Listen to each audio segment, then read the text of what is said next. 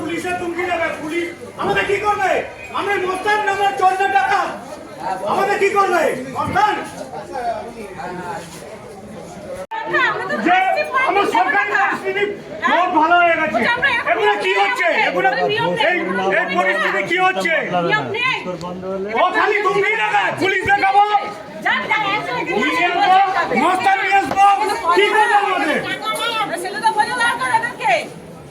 সারা রুগীকে ভর্তি করে সঙ্গে সঙ্গে বলে টাকা দিন টাকা দিন। এগুলো কি পরিস্থিতি, কি সমাজ এগুলো?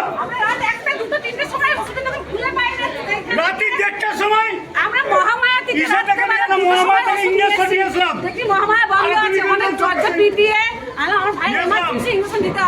আপনারা একটু দেন, এখানে বন্ডে সই করে দিয়েছি আমি, বুঝবো আমার রুগী কেন তাহলে ছেড়ে দেবে?